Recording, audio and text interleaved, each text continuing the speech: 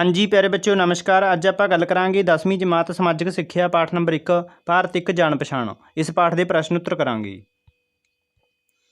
इस तो पहला बेनती है जेकर चैनल ते नवे हो तो चैनल नूं सबसक्राइब करो ताकि असीं होर भी वीडियो पाउंदे रहांगे वो तुहानूं मिल सकण। हुण आपां इसके प्रश्न उत्तर शुरू करते हैं। की भारत एक उपमहादीप है? उत्तर अपनी विशालता के कारण ही भारत नूं एक उपमहादीप कहा जाता है। भारत नूं उत्तर दिशा विच हिमालय पर्बत श्रेणियां तिब्बत तो अलग करदियां हन। दक्षिण विच पाक जलडमरू अते मनार दी खाड़ी इसनूं श्रीलंका तो अलग करदियां हन। नंबर 3 पूर्व विच अराकान जोमा इसनूं म्यांमार तो अलग करदियां हन। पश्चिम विच विशाल मारूथल इसनूं पाकिस्तान तो अलग कर दिंदा है। ठीक है, तो बच्चों ये समझण वाली गल है। ठीक है, उत्तर दे विच किहड़ा पर्बत है? अपना हिमालय पर्बत है। ठीक है, वो सानूं चीन तो नेपाल तो इन्हां तो अलग करदा है, मतलब ठीक है, खास करके तिब्बत तो।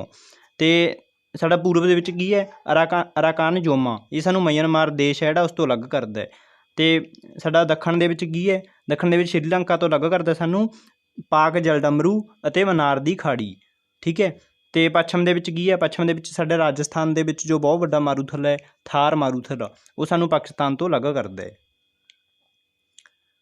प्रश्न नंबर 2 भारतीय सभ्याचार विच किस तरह ਦੀਆਂ ਅਨੇਕਤਾਵਾਂ ਮਿਲਦੀਆਂ ਹਨ? उत्तर भारत विच ਵੱਖ-ਵੱਖ जातियां ते धर्मां दे लोक ਰਹਿੰਦੇ ਹਨ। इस कारण लोकां दी बोली रहन सहन पहरावा लोक नाच त्यौहार ਅਤੇ रीति रिवाज आदि विच भिन्नता मिलती है। देश विच लगभग 187 भाषावां वरतीਆਂ ਜਾਂਦੀਆਂ ਹਨ। किन्नियां भाषावां वरतीਆਂ ਜਾਂਦੀਆਂ ਨੇ? 187। ਇਹ ਲਗਭਗ ਹੈ। ਠੀਕ ਹੈ, ਲਗਭਗ। इन्हां विचों केवल 23 भाषावां देश के 97% भाग विच बोलियां जांदियां हन। दक्षिण उत्तर अते पूर्व विच भारतनाट्यम कथकली कथक कुचिपुड़ी अते मणिपुरी नाच प्रचलित हैं। इत्थे कई धर्मां दे लोग भी रहिंदे हन। प्रश्न नंबर 4 भारत के स्थानिक विस्तार ते नोट लिखो। उत्तर भारत 8 डिग्री 4 मिनट तो 37 डिग्री 6 मिनट उत्तरी अक्षांशां विचाले है अते 68 डिग्री 7 मिनट तो 97 डिग्री 25 मिनट पूर्वी देशांतरां विचाले है। करक रेखा इसनूं उत्तरी अते दक्षिणी दो हिस्सिਆਂ ਵਿੱਚ ਵੰਡਦੀ है। उत्तर ਵਿੱਚ कश्मीर तो लैके दक्षिण ਵਿੱਚ कन्याकुमारी तक इसकी लंबाई 3214 किलोमीटर है। इस तरह पूर्व ਵਿੱਚ अरुणाचल तो लैके पश्चिम ਵਿੱਚ कच्छ की खाड़ी तक इसकी चौड़ाई 2933 किलोमीटर है। प्रश्न नंबर 5 भारतीय भाषावां ਅਤੇ लोक कलावां ਦੀ देश की एकता ਅਤੇ एकरूपता ਨੂੰ की देन है? उत्तर संस्कृत भाषा ਵਿੱਚ लिखे वेदां ਅਤੇ पुराणां ਦਾ असर कश्मीर तो लैके श्रीलंका तक देखण ਨੂੰ मिलता है। कई देशक भाषावां ਦਾ मूल आधार भी संस्कृत ही है। अज देश के हरेक हिस्से ਵਿੱਚ अंग्रेजी ਅਤੇ हिंदी भाषावां ने कौमी एकता ਲਈ महत्वपूर्ण रोल निभाया है। लोक कथावां लोक गीतां ਅਤੇ ललित कथावां लोक नाचां नाटकां ਦੇ आदान प्रदान नाल भी देश ਵਿੱਚ इकसारता पैदा ਹੁੰਦੀ रही है।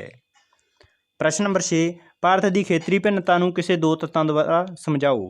एक की है ਇਹਦਾ विशाल खेत्र, दूजा की है धरातल। ਆਪਾਂ ਪਹਿਲਾਂ विशाल खेत्र की गल करते हैं।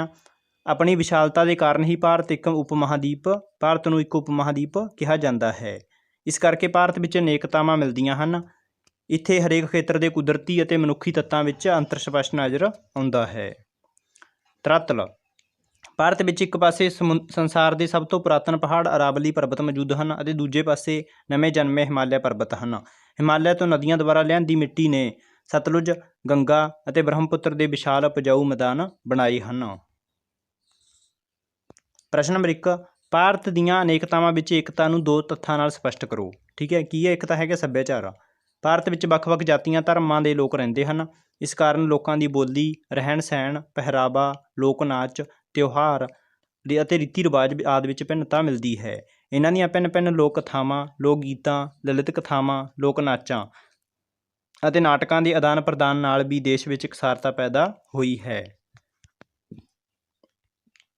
भाषा संस्कृत भाषा ਵਿੱਚ लिखे वेदां ਅਤੇ पुराणां ਦਾ असर कश्मीर तो लैके श्रीलंका तक देखण ਨੂੰ मिलता है। कई देशक भाषावां ਦਾ मूल आधार भी संस्कृत ही है। धरातल भारत के उत्तर ਵਿੱਚ हिमालय पर्बत हैं ਤਾਂ दक्षिण ਵਿੱਚ प्रायद्वीपी पठार। पर धरातली भिन्नतावां होने के बावजूद मानसून सारे भारत ਵਿੱਚ बरखा करता है। ठीक है, तो बच्चों जो धरातल है वो शुरू अपने भारत के सिखर के हिमालय पर्बत ने। ठीक है, तो जी साड़ी दक्षिण के है वो है पठार। ठीक है, तो दक्षिण के किहड़ी पठार है? ਪ੍ਰਾਇਦੀਪੀ ਪਠਾਰ। ਅਤੇ ਪਰ ਜਿਹੜਾ ਇਹਦੇ ਵਿੱਚ ਭਿੰਨਤਾਵਾਂ ਤਾਂ ਹੈਗੀਆਂ ਨੇ, ਪਰ ਮਾਨਸੂਨ ਹੈ ਜਿਹੜਾ ਸਾਰੇ ਭਾਰਤ ਦੇ ਵਿੱਚ ਵਰਖਾ ਕਰਦਾ ਹੈ। ਠੀਕ ਹੈ, ਸਾਡਾ ਭਾਰਤ ਦਾ ਇਸ ਤਰ੍ਹਾਂ ਦਾ ਨਕਸ਼ਾ ਹੈ, ਅਲੱਗ-ਅਲੱਗ ਤਰ੍ਹਾਂ ਦਾ ਮਤਲਬ, ਠੀਕ ਹੈ, ਇੱਥੋਂ ਇਸ ਤਰ੍ਹਾਂ ਦਾ, ਅਤੇ ਉਹਦੇ ਵਿੱਚ ਸਾਰੇ ਦੇ ਵਿੱਚ ਵਰਖਾ ਕਰਦਾ ਮਾਨਸੂਨ। ਪ੍ਰਸ਼ਨ ਨੰਬਰ 8, ਦੇਸ਼ ਦੀ ਕੁਦਰਤੀ ਭਿੰਨਤਾ ਨੇ ਸੱਭਿਆਚਾਰਕ ਭਿੰਨਤਾ ਪੈਦਾ ਕਰਨ ਵਿੱਚ ਕੀ ਯੋਗਦਾਨ ਪਾਇਆ ਹੈ? ਉੱਤਰ, ਆਪਣੀ ਵਿਸ਼ਾਲਤਾ ਦੇ ਕਾਰਨ ਹੀ ਭਾਰਤ ਵਿੱਚ ਕੁਦਰਤੀ ਭਿੰਨਤਾਵਾਂ ਮਿਲਦੀਆਂ ਹਨ। ਭਾਰਤ ਦੇ ਉੱਤਰ ਵਿੱਚ ਹਿਮਾਲਿਆ ਪਰਬਤ ਦੀਆਂ ਪਹਾੜੀਆਂ ਸਾਰਾ ਸਾਲ ਬਰਫ਼ ਨਾਲ ਢੱਕੀਆਂ ਰਹਿੰਦੀਆਂ ਹਨ। ਇਹਨਾਂ ਇਲਾਕਿਆਂ ਵਿੱਚ ਲੋਕ ਗਰਮ ਕੱਪੜੇ ਪਹਿਨ ਕੇ ਆਪਣੇ ਆਪ ਨੂੰ ਠੰਡ ਤੋਂ ਬਚਾਉਂਦੇ ਹਨ। ਪੱਛਮ ਵਿੱਚ ਵਿਸ਼ਾਲ ਮਾਰੂਥਲੀ ਇਲਾਕੇ ਦੇ ਲੋਕਾਂ, ਪਹਿਰਾਵਾ ਅਤੇ ਭੋਜਨ ਵੱਖਰਾ ਹੈ। ਲੋਕਾਂ ਦਾ, ਠੀਕ ਹੈ, ਇੱਥੇ ਲੋਕਾਂ ਦਾ ਲਿਖਿਆ ਜਾਏਗਾ। ਉੱਤਰੀ ਮੈਦਾਨੀ ਇਲਾਕਿਆਂ ਦੇ ਉਪਜਾਊ ਹੋਣ ਕਰਕੇ ਇੱਥੋਂ ਦੇ ਲੋਕਾਂ ਨੂੰ ਆਰਥਿਕ ਲਾਭ ਹੁੰਦਾ ਹੈ, ਜੋ ਉਹਨਾਂ ਦੇ ਜੀਵਨ ਪੱਧਰ ਨੂੰ ਉੱਚਾ ਚੁੱਕ ਰਿਹਾ ਹੈ। ਪ੍ਰਸ਼ਨ ਨੰਬਰ 9, ਜਦੋਂ ਅਰੁਣਾਚਲ ਪ੍ਰਦੇਸ਼ ਵਿੱਚ ਅਜੇ ਸੂਰਜ ਨਿਕਲ ਹੀ ਰਿਹਾ ਹੁੰਦਾ ਹੈ ਤਾਂ ਗੁਜਰਾਤ ਵਿੱਚ ਅਜੇ ਰਾਤ ਹੁੰਦੀ ਹੈ। ਵਿਆਖਿਆ ਕਰੋ।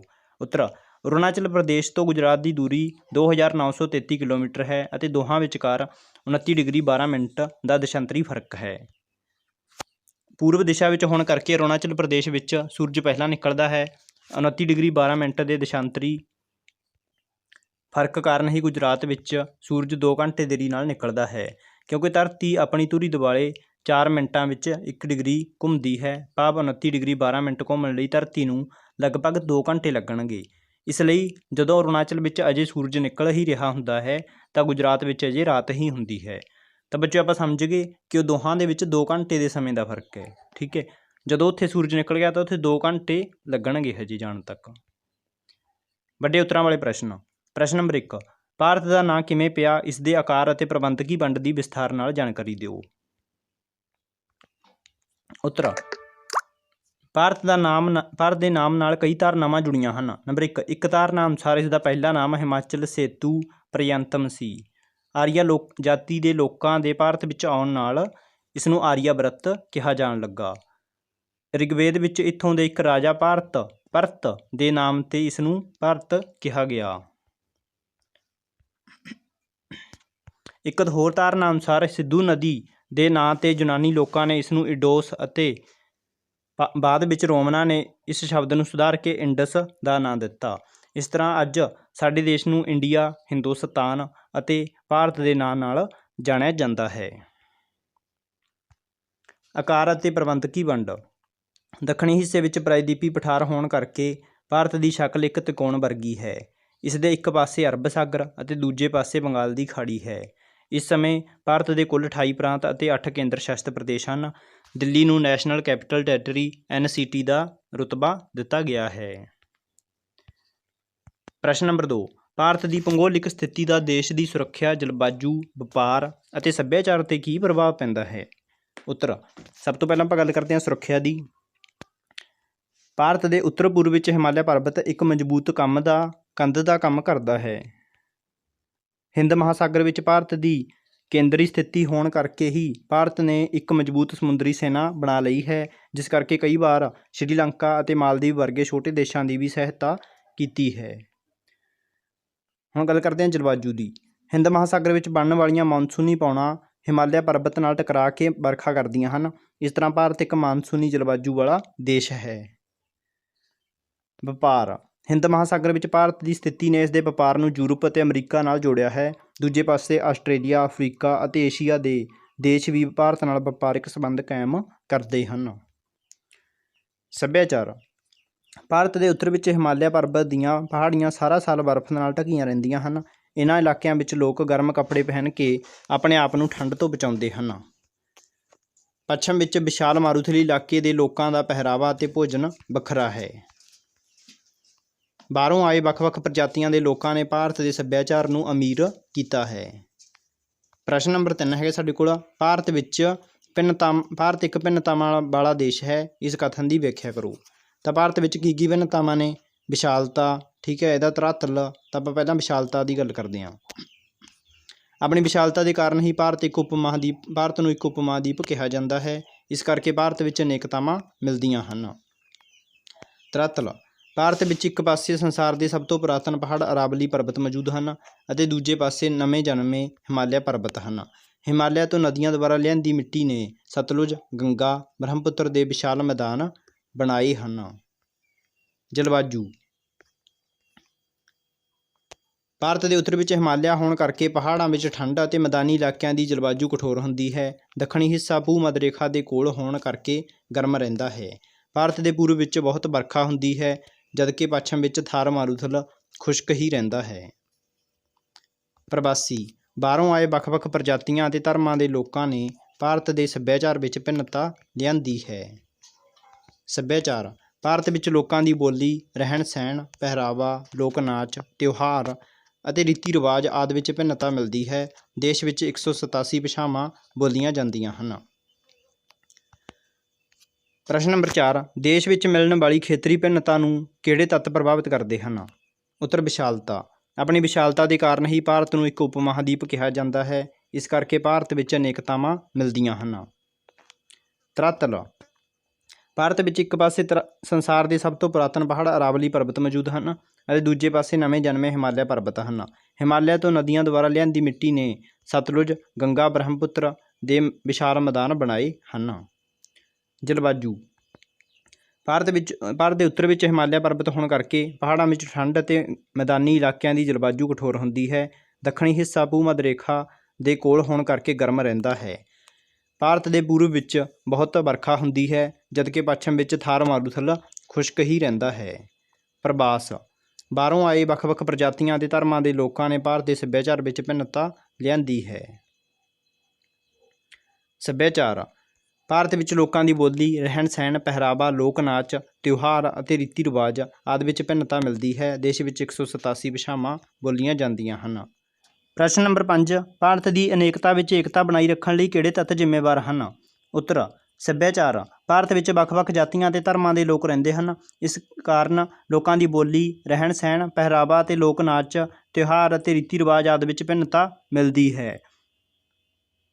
ਇਹਨਾਂ ਦੀਆਂ ਭਿੰਨ-ਭਿੰਨ ਲੋਕ ਕਥਾਵਾਂ, ਲੋਕ ਗੀਤਾਂ, ਲਲਿਤ ਕਥਾਵਾਂ, ਲੋਕ ਨਾਚਾਂ ਅਤੇ ਨਾਟਕਾਂ ਦੇ ਆਦਾਨ ਪ੍ਰਦਾਨ ਨਾਲ ਵੀ ਦੇਸ਼ ਵਿੱਚ ਇਕਸਾਰਤਾ ਪੈਦਾ ਹੋਈ ਹੈ। ਭਾਸ਼ਾ ਸੰਸਕ੍ਰਿਤ ਭਾਸ਼ਾ ਵਿੱਚ ਲਿਖੇ ਵੇਦਾਂ ਅਤੇ ਪੁਰਾਣਾਂ ਦਾ ਅਸਰ ਕਸ਼ਮੀਰ ਤੋਂ ਲੈ ਕੇ ਸ਼੍ਰੀਲੰਕਾ ਤੱਕ ਦੇਖਣ ਨੂੰ ਮਿਲਦਾ ਹੈ। ਕਈ ਦੇਸ਼ਕ ਭਾਸ਼ਾਵਾਂ ਦਾ ਮੂਲ ਆਧਾਰ ਵੀ ਸੰਸਕ੍ਰਿਤ ਹੀ ਹੈ। ਧਰਾਤਲ ਭਾਰਤ ਦੇ ਉੱਤਰ ਵਿੱਚ ਹਿਮਾਲਿਆ ਪਰਬਤ ਹਨ ਤਾਂ ਦੱਖਣ ਵਿੱਚ ਪ੍ਰਾਇਦੀਪੀ ਪਠਾਰ। ਪਰ ਧਰਾਤਲੀ ਭਿੰਨਤਾਵਾਂ ਹੋਣ ਦੇ ਬਾਵਜੂਦ ਮਾਨਸੂਨ ਸਾਰੇ ਭਾਰਤ ਵਿੱਚ ਵਰਖਾ ਕਰਦਾ ਹੈ। ਪ੍ਰਵਾਸ ਬਾਹਰੋਂ ਆਏ ਵੱਖ-ਵੱਖ ਪ੍ਰਜਾਤੀਆਂ ਅਤੇ ਧਰਮਾਂ ਦੇ ਲੋਕਾਂ ਨੇ ਭਾਰਤ ਦੇ ਸੱਭਿਆਚਾਰ ਵਿੱਚ ਭਿੰਨਤਾ ਲਿਆਂਦੀ ਹੈ। ਇਸ ਭਿੰਨਤਾ ਦੇ ਬਾਵਜੂਦ ਵੀ ਸਾਰੇ ਮਿਲ ਜੁਲ ਕੇ ਰਹਿੰਦੇ ਹਨ। ਧਾਰਮਿਕ ਸੰਤਾਂ ਨੇ ਆਪਣੇ ਉਪਦੇਸ਼ਾਂ ਰਾਹੀਂ ਭਾਈਚਾਰੇ ਦੀ ਭਾਵਨਾ ਪੈਦਾ ਕੀਤੀ ਹੈ। ਤਾਂ ਬੱਚਿਓ ਇਹ ਪਾਠ ਹੈ ਜਿਹੜਾ ਕੰਪਲੀਟ ਹੋ ਚੁੱਕਿਆ ਹੈ। ਅਗਲੇ ਪਾਠ ਦੇ ਪ੍ਰਸ਼ਨ ਉੱਤਰ ਲੈ ਕੇ ਜਲਦ ਹਾਜ਼ਰ ਹੋਵਾਂਗੇ। ਧੰਨਵਾਦ।